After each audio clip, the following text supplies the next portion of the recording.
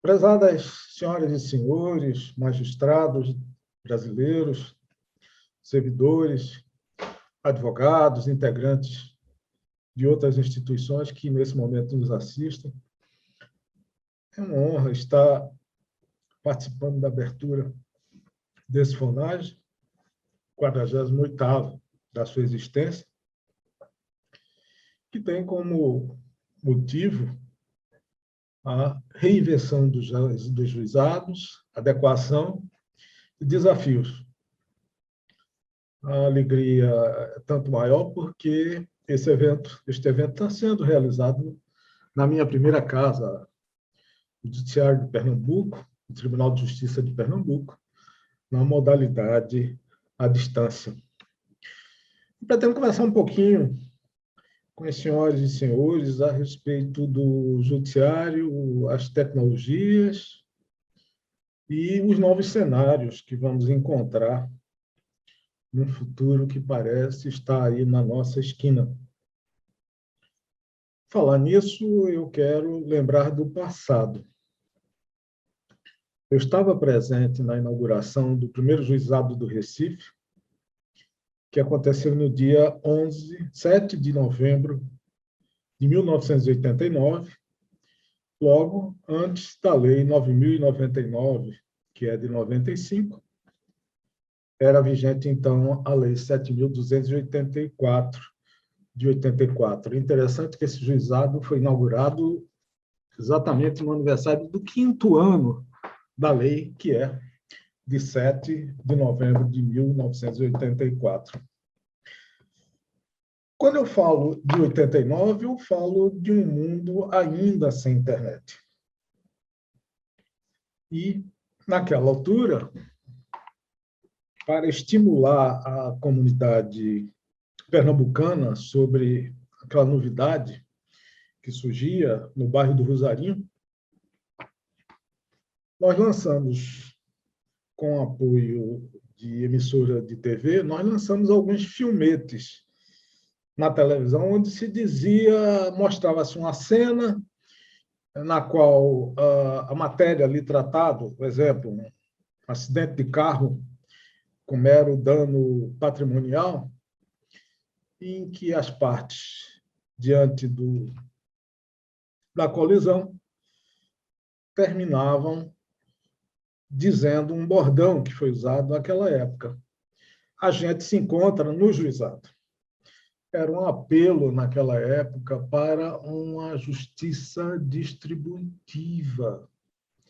Essa justiça para todos, que se pretendia sem utilização, em alguns casos, de advogados, e sem despesas até certos limites. Temos decorrido, desde aquele já longínquo e tão próximo, 1989, 3 décadas. E o que mudou? Qual o cenário que mudou nessas 3 décadas que enfrentamos com a instituição do juizado em Pernambuco? Bom, hoje nós temos um cenário de 1.494 juizados autônomos no Brasil, além de 2.700 varas que funcionam como juizado especial adjunto. A demanda nos juizados no Brasil já corresponde a cerca de 35% da demanda do primeiro grau, segundo os relatórios do Justiça em Número 2020, tomando como ano base 2019. Nesse cenário, que é o primeiro tópico que pretendo falar, nós vemos que a recorribilidade nos juizados especiais para as turmas recursais é maior do que a recorribilidade na justiça comum para o segundo grau, tanto na justiça estadual quanto na federal. E das decisões proferidas pelos juizados especiais federais, 25% chegam às turmas recursais, e das decisões proferidas nas varas federais, 13% chegam aos TRFs. Na Justiça Estadual, a recorribilidade externa é de 11% nos juizados especiais e de 5% nas varas estaduais. Há um acúmulo, em 2020, há um acúmulo de 77 milhões de casos na Justiça brasileira. E é importante notar que esses números já é um número já otimista, imaginem, porque chegamos já a quase em torno de 100 milhões de processos acumulados na justiça brasileira. Por outro lado, segundo dados da OCDE, 46% da população do mundo, ou seja, menos da metade da população, tem a proteção da justiça. E hoje já temos um número maior de pessoas com acesso à internet do que aquela justiça distributiva de que falei. Nesse cenário, por outro lado, eu lembro de uma sessão há cerca de 2 semanas no Superior Tribunal de Justiça, em que um dos nossos colegas de turma, o ministro Mauro Campbell, tinha que se retirar para se dirigir ao Tribunal Superior Eleitoral, onde teria um compromisso. E o que aconteceu? A sessão paralisou? Não. Ele ligou o celular dele e no celular dele prosseguiu nessa sessão, inclusive no transporte. Talvez tenha sido esse um caso muito peculiar de justiça ao volante, porque enquanto estava no veículo se transportando do Superior Tribunal de Justiça para o prédio do TSE, ele continuou votando e compartilhando conosco a sessão que se realizava no prédio do Superior Tribunal de Justiça. Do filmete como instrumento de captação da cultura social desse novo sistema de justiça que era os juizados, no caso, o juizado de pequenas causas de 89, para a justiça que se pratica hoje, nós verificamos que há um cenário de tecnologia muito diferente. No caso específico do ano passado para cá, nós temos como referência as questões ligadas à justiça, a pandemia da Covid-19. E esse processo que atingiu o mundo como um todo, não precisou de passaporte para entrar em nenhum país,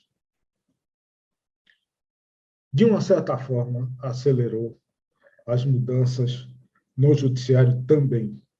Eu uso aqui o pensamento de um hoje muito conhecido professor inglês, palestrante na área de tecnologia e judiciário, com obras hoje de caráter e de notoriedade mundiais, o professor Richard Susskind, semana passada realizou uma palestra na Escola Nacional da Magistratura. Embora nós estejamos a falar aqui da realidade dele, a realidade inglesa, que é um sistema processual um pouco diferente do nosso, ele disse talvez verdades universais.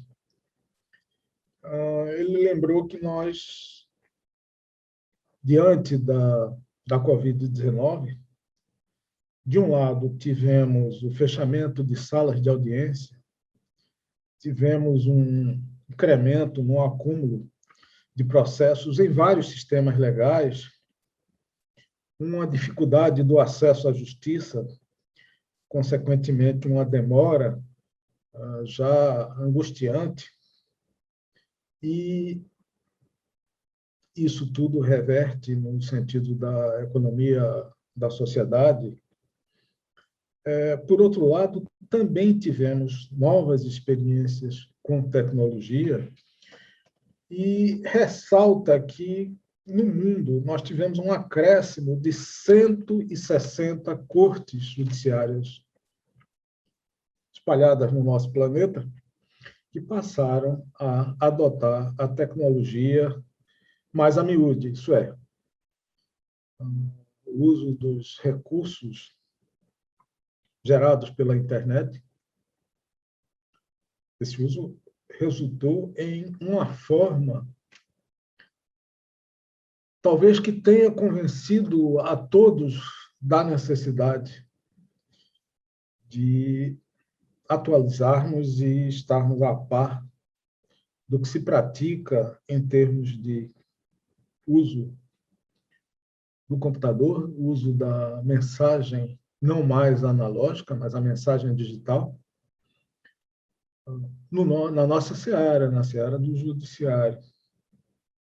E ele faz um raciocínio inteligente e instigante, em torno do qual nós podemos concordar ou não, mas não podemos deixar de pensar a respeito dessas ideias. Afinal, o nosso tecnólogo e professor, também na área de direito, é, antes de tudo, um homem que provoca o pensamento das pessoas que atuam dentro do judiciário. Se no mundo temos 59% de pessoas que têm acesso à internet, face aos 46% aqui lembrados daqueles que têm acesso à justiça, logo temos mais acesso à internet do que às coisas da lei. Algo que está no mundo do judiciário precisa ainda se compor com essa nova realidade. Pergunta que nos faz examinar com outros olhos essa realidade do mundo, feita pelo Susskind, é se precisamos pensar no tribunal ou nos tribunais, nas cortes de uma maneira geral, como um serviço ou apenas um lugar físico onde as pessoas se reúnem. Queremos ver uma corte de justiça instalada com as suas togas, em alguns países até com as suas perucas, ou queremos usuários, que esses usuários estejam felizes com a solução dos seus conflitos humanos. Eu lembro, por exemplo, que uma experiência que tive de visita a alguns lugares na África, não faz tanto tempo assim, eu observei que as pessoas se reuniam no dia da feira, num espaço público, ao lado exatamente da atividade comercial, e debaixo de uma árvore, aquele homem tido como sábio apreciava os casos que a comunidade trazia, que, notadamente, as pessoas daquela região, em regra de uma mesma etnia, traziam com a sua cultura, com o seu conhecimento da lei, com a sua visão de justiça, para que o que eles chamam o homem grande, o sábio, a pessoa inteligente, as resolvesse. Isso se ajusta à tese do nosso autor. Precisaríamos necessariamente de um espaço físico adequado, determinado, com pompa e circunstância para resolver os conflitos humanos. E nós temos que levar em consideração nessa análise também de que nós, magistrados, todos sabemos que um processo paralisa a vida das pessoas às vezes. De repente, discute-se numa questão o bem da vida. E enquanto não houver solução para aquela causa, para aquele drama humano, todos os projetos de futuro que implicam, inclusive, dignidade humana, por vezes, estarão paralisados, precisando da nossa atuação. Ou será que nesse mundo de nova tecnologia todos irão realmente precisar dos juízes? Essa é outra indagação que se faz. Será possível uma justiça em que os juízes e os advogados também se preocupem com temas mais candentes, deixando para a tecnologia resolver os seus conflitos? Eu posso dizer que os juizados no Brasil, desde os antigos juizados de pequenas causas, até os juizados especiais cíveis, juizados criminais, juizados da Fazenda, juizados da Justiça Federal, todos eles, de alguma forma, deram um pontapé inovador na justiça brasileira. Embora hoje o uso da tecnologia, por exemplo, nos juizados federais,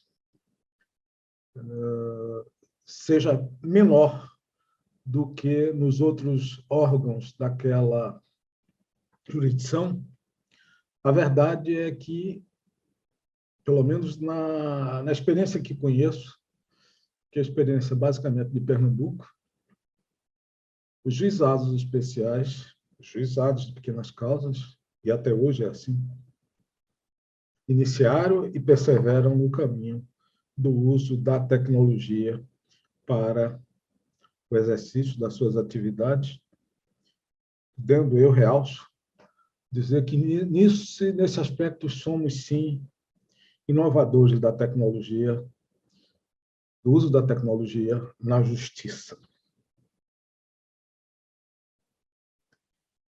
Nós estamos agora a tratar de alguns aspectos a respeito do uso mais a miúde da tecnologia no judiciário. De um modo geral, a tecnologia é usada para duas coisas. Primeiro, para se automatizar processos repetitivos. É o uso básico que nós vemos quando, por exemplo, consolidamos em algum instrumento por meio digital a legislação sobre determinada matéria ou a jurisprudência sobre um determinado tema. O outro uso da tecnologia é quando nós inovamos. Esse é o cenário também na justiça, que parece que estamos no início dessa alvorada da inovação em matéria de uso de sistemas digitais no lugar da velha máquina, antes do bico de pena. É um passo irreversível no caminho dessa inovação tecnológica no judiciário. Essa história é uma conversa distante de todos nós, a inovação. Eu lembro que, desde 2017, a Justiça Federal aposta nos centros de inteligência para mapear as grandes demandas repetitivas e de massa que tramitam pelo Brasil e, eis o detalhe, inovar soluções comuns que possam decidir milhares de casos semelhantes. Em outubro deste ano, a iniciativa ganhou uma escala quando o Conselho Nacional de Justiça criou o Centro de Inteligência do Poder Judiciário e a rede de centros de inteligência do Poder Judiciário para coordenar e orientar o esforço da gestão contra a judicialização excessiva. Esse é um dos maiores problemas que continuamos a enfrentar, malgrado todas as alterações legislativas feitas, processo civil, processo penal, na própria justiça processual, ainda assim continuamos com um acervo de processos insuportável. Lembro que, com uma certa ironia, de que, num determinado momento, a opção das partes para saber qual mecanismo do judiciário poderia ser utilizado na solução do seu conflito ouvi notícias de que houve casos em que se preferiu a justiça comum porque se marcava audiência mais rápido do que nos juizados especiais, por conta da pauta e da abertura desse grande cenário de cidadania, que são, de uma maneira geral, os juizados. Essas atividades do Centro de Inteligência abrangem monitoramento de demandas judiciais, gerenciamento de precedentes. O monitoramento serve à prevenção de litígios, e essa é talvez uma palavra de ordem que nós tenhamos que começar a ver com mais carinho: prevenção do litígio, bem como a gestão das demandas repetitivas. Segundo um levantamento procedido também por órgãos oficiais, existem atualmente 64 projetos de inteligência artificial em 47 tribunais, no Brasil, além da implantação operada pelo Conselho Nacional de Justiça, aquela da qual já me referi. A pesquisa verificou que as ferramentas de inteligência artificial no judiciário apresentam uma série de aplicações, desde a transcrição de audiências e elaboração de sugestões de minutas, até a realização do juízo de admissibilidade de recursos e o cálculo de probabilidade e reversão de decisões.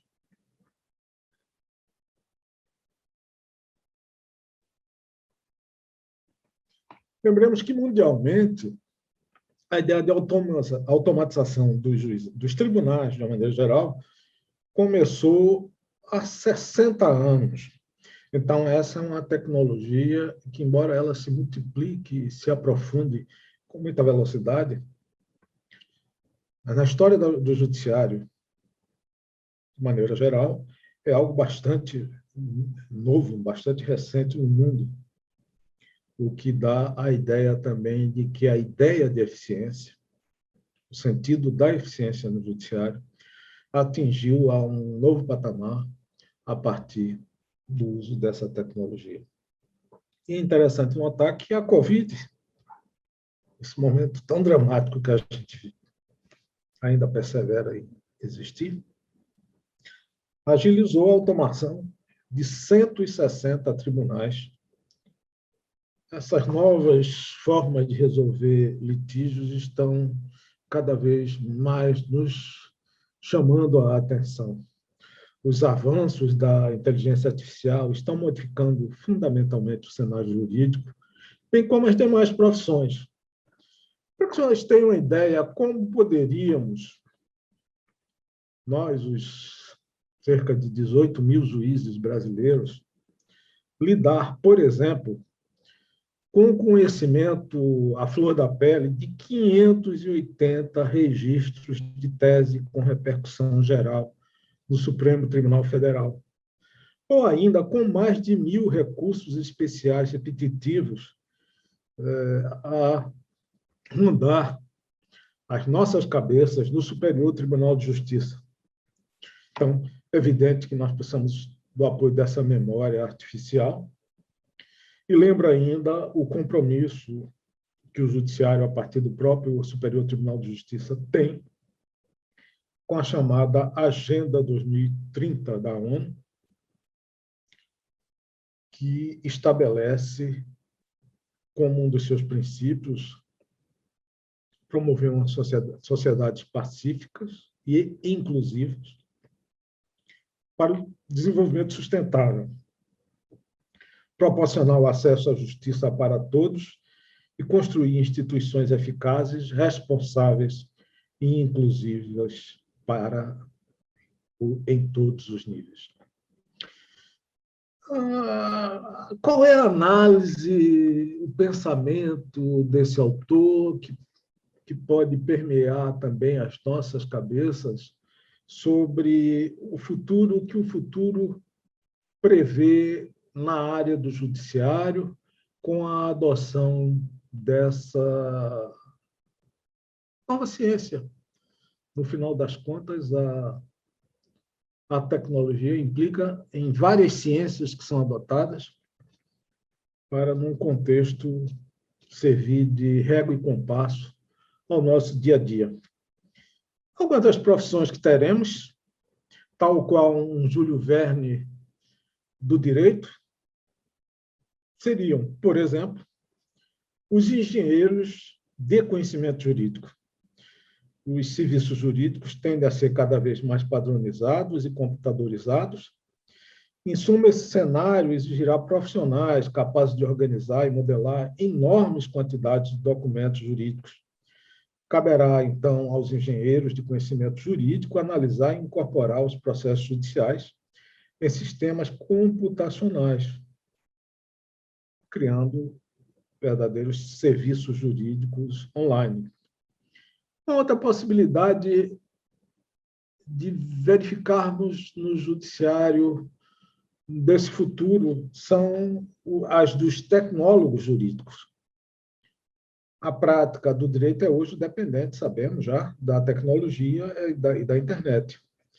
Essa tendência, ou essa dependência, vai agravar mais e mais.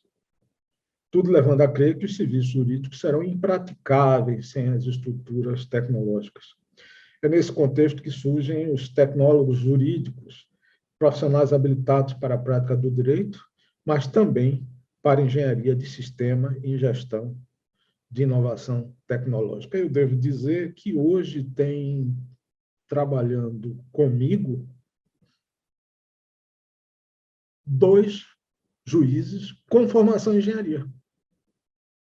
E essa ajuda de um mundo mais abstrato, o mais lógico da engenharia, tem ajudado muito no raciocínio e na forma da concepção do direito por esses profissionais.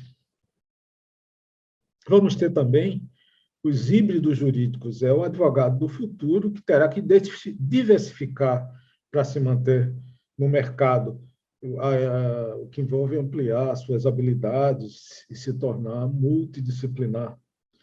Esses, assim considerados híbridos jurídicos, serão advogados dotados de conhecimentos que acrescentarão valor considerável ao serviço. Hoje nós vemos já na advocacia grandes escritórios, grandes bancas de advogados com diversos especialistas em diversas matérias. Então, a tendência parece ser não termos o generalista, mas um conceito de grandes equipes, cada um com uma tarefa ou uma especialização determinada. E, afora isso, dentro desses escritórios de advocacia, nós teremos também uma gama de profissionais de outras áreas que irão ajudar na gestão das necessidades jurídicas. Querem um exemplo?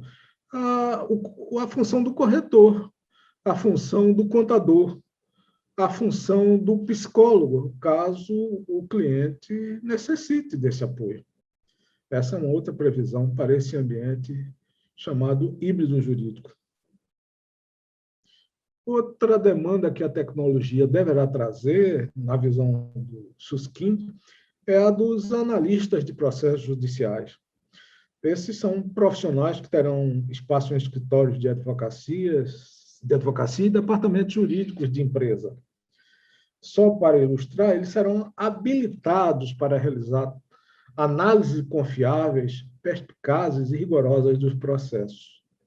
Os analistas deverão também subdividir documentos em fragmentos gerenciáveis e significativos, que façam sentido mesmo quando lidos individualmente.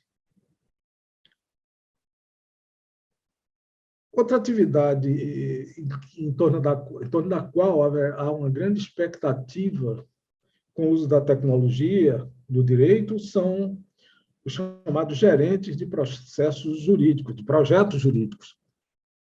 Esses profissionais complementarão o trabalho dos analistas e, concluída a análise processual, o gerente do projeto jurídico supervisionará as demais etapas do serviço jurídico como um todo. Caberá a ele verificar se as petições foram protocoladas dentro do prazo, se todos os documentos necessários foram juntados, se serão necessários recursos para concluir o trabalho, etc. Essa função, hoje, sabemos, em regra, é exercida pelo chefe do escritório ou por um assessor do chefe do escritório de advocacia e que, no futuro, provavelmente vai se tornar uma subdivisão das tarefas tecnologicamente desejáveis dentro da atividade jurídica. Teremos espaço ainda para, com o crescimento da inteligência artificial e análise preditiva no ramo do direito, espaço reservado para o cientista de dados jurídicos. Este profissional deverá ter conhecimento sobre leis, matemática, linguagem de programação e ficará encarregado de identificar padrões, tendências, correlações e insights, tanto em recursos jurídicos quanto em materiais não jurídicos. Agora, se os meus queridos colegas estão a pensar que eu estou aqui a tratar um cenário de escritório de advocacia, não perdem por esperar, porque mais adiante teremos, e vamos falar aqui de algumas novidades já praticamente incrementadas, algumas já incrementadas, outras em vias de serem implementadas dentro do próprio Poder Judiciário. O juiz também vai ter que se inovar. Outro exemplo de atividade possível é o exemplo do especialista em pesquisa e desenvolvimento e em resolução de disputas online. O especialista em pesquisa e desenvolvimento cuidará, como o nome indica, de desenvolver novos recursos, técnicas e tecnologia para fornecer serviços jurídicos de diferentes maneiras. Será um especialista em pesquisa e desenvolvimento, P&D. Esse profissional terá uma função muitas vezes mais exploratória do que prática, mas ainda assim será importante para aprimorar os serviços jurídicos oferecidos pelos escritórios de advocacia. Enquanto especialista em resolução de disputas online, nós temos que o sistema de resolução de disputas online, cuja a sigla em inglês é ODR, já são utilizados hoje nos Estados Unidos e em alguns países da Europa. E, em suma, eles são especialistas cujo papel importante no mercado jurídico é aconselhar seus clientes sobre as melhores plataformas de resolução de conflito e sobre as melhores formas de resolver os litígios com eficiência. Trazendo para a nossa realidade, quando um advogado hoje decide que a justiça comum será mais ágil do que a justiça do juizado especial, civil, ele já está empiricamente fazendo esse papel de especialista em resolução de disputas online, que com o tempo será cada vez mais aprofundada. É importante dizer que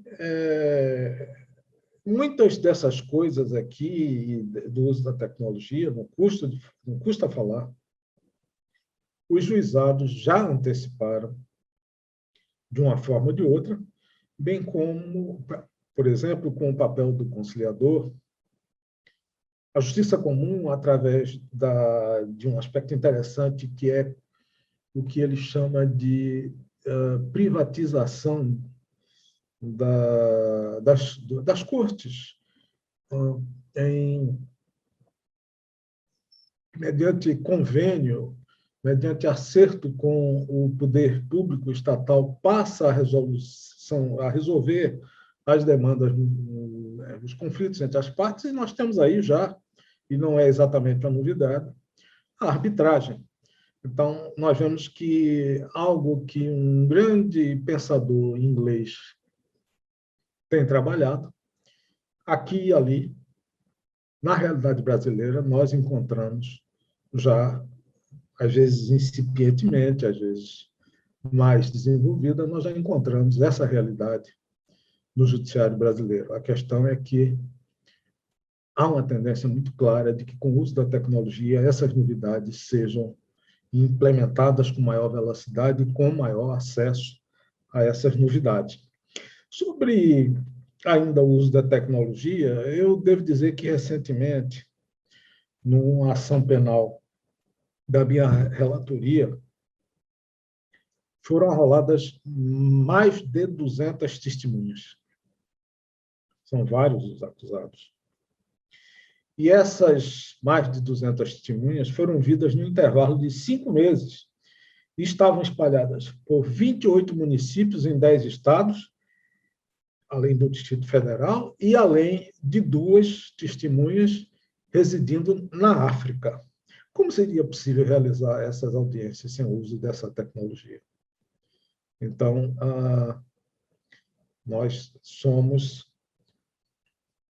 hoje, já escravos dessa novidade para que possamos realizar minimamente, com algum nível de eficiência, o nosso trabalho de juiz.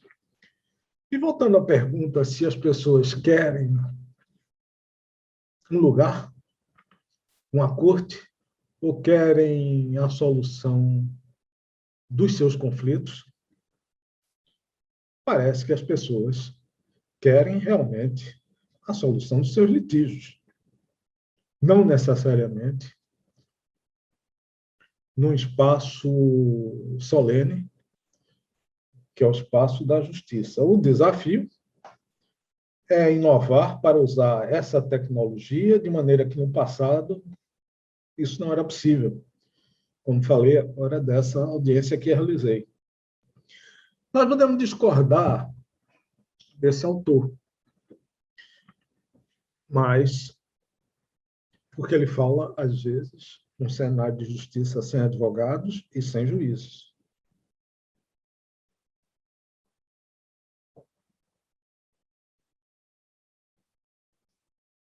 Mas é preciso entender de que não é papel do advogado, não deverá ser papel do advogado,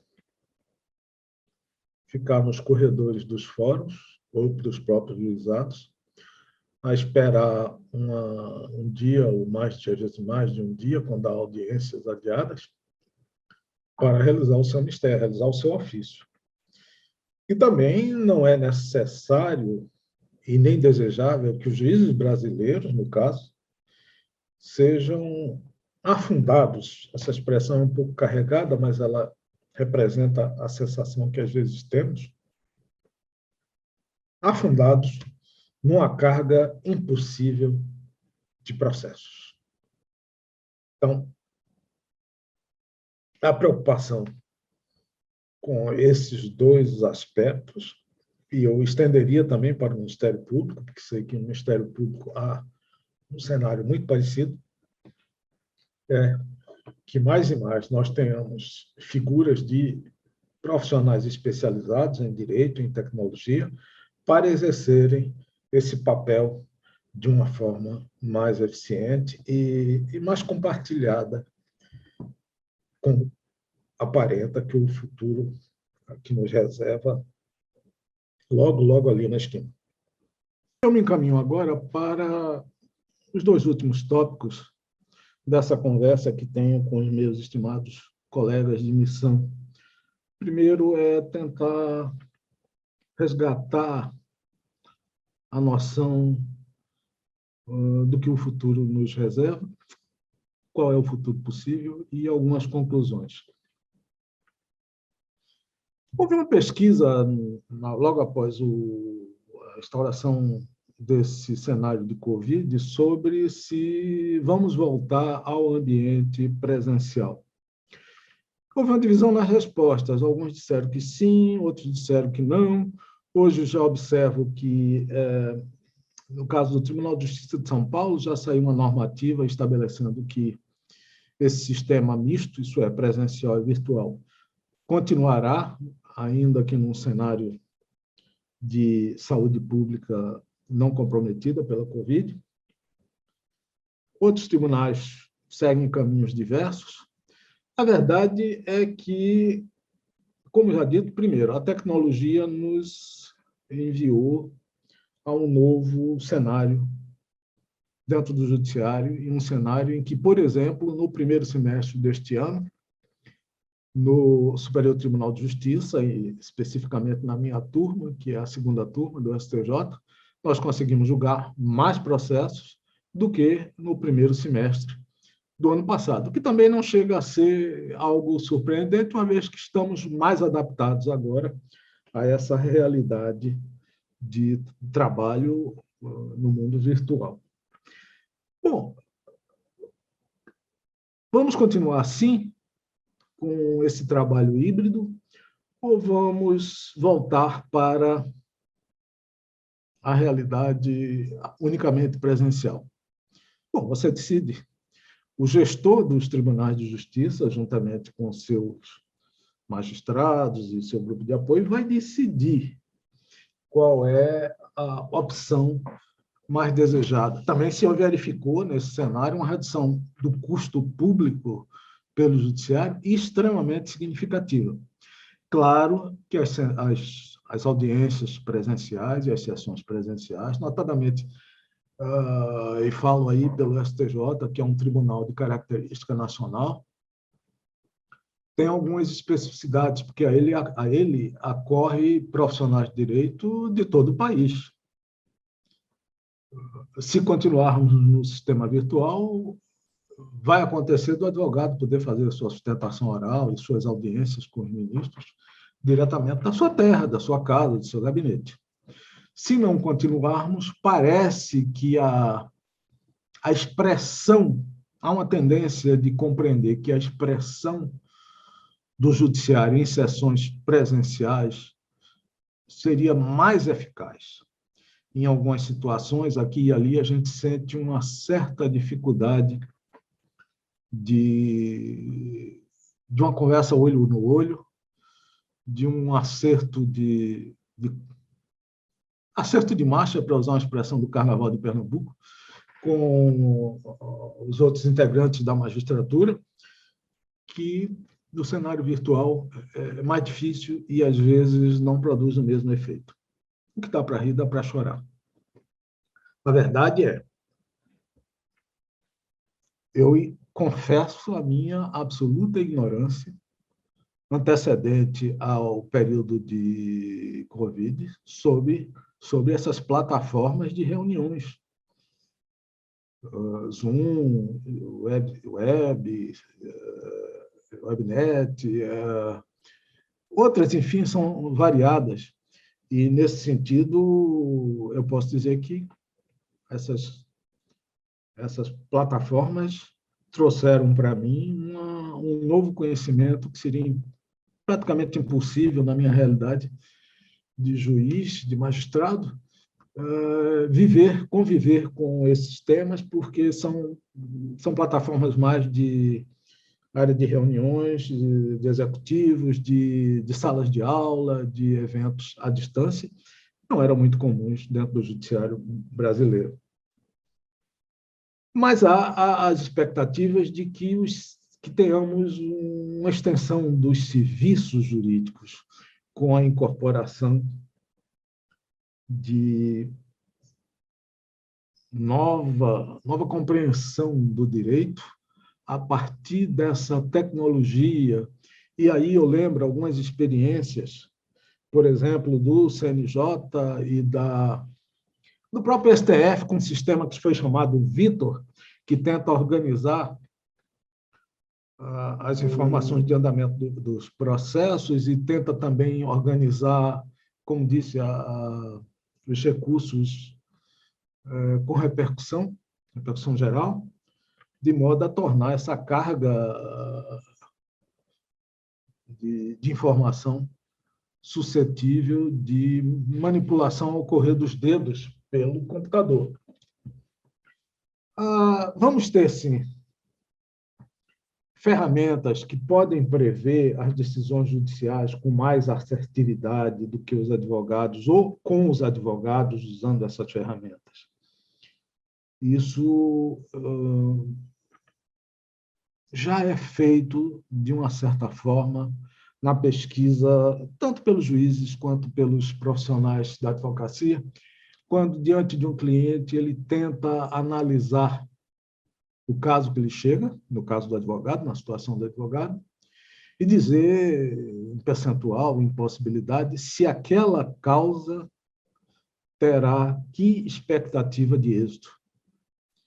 Em algumas experiências já adotadas em outros países, tem considerado que essa possibilidade de, via tecnologia, termos uma resposta, inclusive mais afinada do que aquela que seria dada pelo juiz. Por quê? Porque teria esses escritórios e esses gabinetes de tecnologia, teria a ajuda da máquina para chegar a uma média de decisões e, digamos, se as chances de insucesso da causa ser de 80%, de 85%, que representaria a média do pensamento da magistratura, a média do pensamento da jurisprudência fixada no país, se valeria a pena. O próprio escritório de advocacia faria essa decisão, já se disse, não é de hoje, que o advogado é o primeiro juiz da causa, e agora com a tecnologia será mais e mais relevante esse papel, ele irá dizer ao cliente, olha, suas chances de êxito são 20%. Vamos tentar entrar num acordo para resolver isso de uma maneira amigável, com menos tempo, com menos custo, com menos estresse emocional, do que, se formos submeter à justiça, teremos essa face oculta, a quem não conhece de direito, normalmente é assim, as partes são assim, e a possibilidade do amargor de uma derrota no exame das questões que a parte possa trazer ao seu conhecimento. Eu penso que no Brasil nós temos dois temas que podem ser apreciados desde já. Uma já é, a essa altura, uma consolidação ou uma tentativa de uniformização das três leis que compõem o microsistema dos juizados. A Lei 9.099, que cuida dos juizados especiais cíveis e criminais, a Lei 10.259, de 2001, que regula os juizados especiais federais, e a Lei 12.153, de 2009, que regula os juizados especiais da Fazenda Pública Estadual e Municipal. Essas leis apresentam algumas incongruências que poderiam ser sistematizadas em um único diploma legal, uma espécie de lei geral dos juizados especiais, que realizaria uma espécie de atualização desse microsistema, nele incorporando as inovações tecnológicas e a jurisprudência, as referências jurisprudenciais mais recentes. E fica essa receita prescrita aqui nesse notável encontro que vocês, caríssimos magistrados, estão a promover. Essa é a primeira sugestão. A segunda é que nós já temos hoje, a partir da Lei 9.307, de 96, ou melhor, a Lei da Arbitragem, um convite. A Lei da Arbitragem já é um convite à lei para uma conversa, uma consulta do setor privado no sentido da solução dos conflitos a partir de uma chancela dos tribunais da própria lei. Isso já no Brasil existe. Preciso desenvolver essa estrutura para resolver os casos através dessas entidades certificadas, com um ânimo de se antecipar ao conflito. Essa é a pedra de toque. A ideia é, antes de que haja uma questão para ser resolvida, esse segmento que resulta da compreensão dos papéis do setor privado em face do mundos públicos na justiça, esses dois setores possam se complementar através de lei para que tenhamos uma realidade mais eficiente e menos onerosa para a própria judicatura.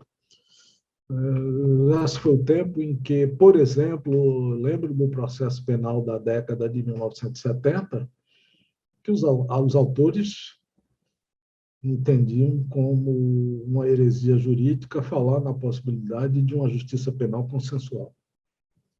O tempo tratou de se encarregar e mostrar que não era bem assim, que o futuro não ia nesse caminho. Eu, às vezes, converso com um ou outro colega que sente que esse monopólio da justiça está caracterizado unicamente pelo fato do exercício da solução de conflitos ser unicamente realizado pelos juízes. E nós temos aqui casos já dessa parceria do mundo público e privado em criação de mecanismos que a ótica está voltada para o seu público e não para a atividade judiciária. Por exemplo, o Boletim Estatístico de 2020 do site consumidor.gov.br resume os excelentes resultados dessa empreitada. Em 27 de junho de 2014, quando foi lançada oficialmente, a plataforma já registrou mais de 3,8 milhões de reclamações e conta com a base de 2,7 milhões de usuários cadastrados e mais de 992 empresas credenciadas. Atualmente, 78% das reclamações registradas no consumidor.gov.br são solucionadas pelas empresas participantes, que respondem às demandas dos consumidores em um prazo médio de 8 dias. E aí a economia do tempo e de despesa faz uma diferença muito grande. Parece que as pessoas reconhecem a tecnologia como algo que vem em favor da finalidade e as mentes mudaram. O raciocínio hoje é até que ponto vale a pena um processo. E aí todos, magistrados, advogados, Ministério Público, sociedade civil, os serventuários, com a sua gama de experiência durante a vida, todos são úteis para substituir essas velhas formas de trabalhar. Finalmente, eu vou tratar aqui de algumas conclusões em torno do tema tecnologia e justiça e o futuro. A primeira delas é que eu lembro que nos anos de 1960 havia um comunicador canadense chamado Marshall McLuhan, que dizia, naquela época não se usava a expressão informática, era eletrônica, e ele dizia: os fatos acontecem agora, mas não necessariamente aqui. O que é que ele queria dizer? Nós estamos, por exemplo, conversando agora, mas cada um pode estar num canto, estará num estado, estará em determinada região do país. Os fatos estão acontecendo agora, mas não estão acontecendo aqui. Há tendências de que, no futuro, esse raciocínio do McLuhan tenha uma diferença. Talvez os fatos aconteçam de modo que nem seja aqui e nem agora. Isso é, que se possa produzir eventos na área do judiciário e na área da distribuição de justiça, que as partes tenham acesso, coloquem seus documentos, façam as suas razões hoje, a outra parte possa fazer isso amanhã, e o juiz, no terceiro dia, possa resolver, e cada um dentro de um lugar, de uma circunscrição diferente. Nessa hipótese, os fatos, via tecnologia, acontecerão nem agora, nem aqui. Acho que a Covid-19 colocou um passo importante nas nossas mentes a respeito desse papel da tecnologia, mas esse passo não é o último. Nós vamos continuar perseverando pelo caminho que a tecnologia vai nos levar. Aonde eu não sei. E ninguém poderá, tal como Júlio Verne ou tal como Richard Susskind, prever com absoluta identificação aonde vai nos levar esse papel. Mas é importante que todos nós estejamos nessa missão, que todos nós possamos contribuir com a nossa experiência, com a nossa inteligência, com a nossa bagagem no judiciário e no direito, para que esse futuro chegue com o uso dessas tecnologias sempre aperfeiçoadas e no sentido da inovação, do fazer o novo, não da mera sistematização. Acho que no Brasil, o microsistema dos juizados é um exemplo dessa ponta de lança do futuro, através do seu método de trabalho, da conciliação, em alguns casos da dispensa de advogados e até a liberação do juiz para julgamento, nada mais parecido com esse futuro, pelo menos eu vejo na justiça brasileira quanto esse microsistema, no qual deve ser aplaudido, incentivado, estimulado e aperfeiçoado. Penso que no futuro das cortes, aquilo que se falou sobre a técnica para evitar conflitos vai se antepor para a técnica de resolução de demandas. Eu lembro, por exemplo, que no Superior Tribunal de Justiça eu enfrentei 2 casos em homologação de sentença estrangeira. Os 2 referiam-se a um casal que disputavam a guarda de filhos. Num, 2 brasileiros se separaram. A mulher veio para o Brasil com os filhos e não voltou para o país onde morava, e o marido ficou no país. E havia uma querela enorme para decidir sobre como ficaria essa visita, tanto que o caso chegou no nível de homologação de sentença estrangeira, porque eles queriam uma solução para o seu conflito. E isso estava recurso em cima de recurso, em cima de recurso, em cima de recurso. Esse processo veio às minhas mãos e eu tive a ideia de promover uma audiência entre as partes, convocando a essa solução. Ouvi uma parte, depois ouvi outras e consegui, com a ajuda muito distinta dos patronos, dos advogados das causas, resolver esse assunto. Então, isso era uma conversa que não tinha fim. E com 2 audiências, nós conseguimos resolver. Às vezes dá certo, às vezes não dá. Mas isso acontece muito nos juízos de família, essas questões ligadas a laços entre pai, mãe e filha. Então, aqui não foi uma solução do conflito por antecipação, mas penso que nós vamos ter, e com a ajuda muito importante dos advogados, a antecipação desses conflitos num juízo prévio, com ou sem o envolvimento da magistratura. Isso reservará também aos advogados um papel de relevância para as questões mais complexas. Como falei, penso que todos estão convocados para essa tarefa. Como vamos resolver os conflitos?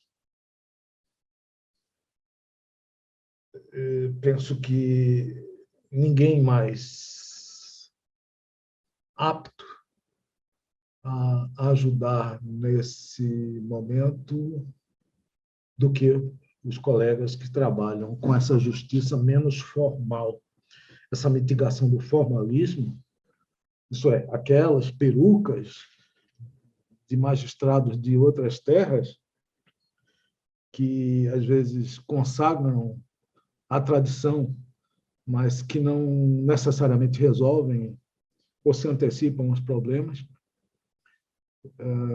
Essas perucas terão que ser trocadas pela tecnologia, pelo uso eficiente dessa tecnologia em favor da justiça e, fundamentalmente, em favor do cidadão.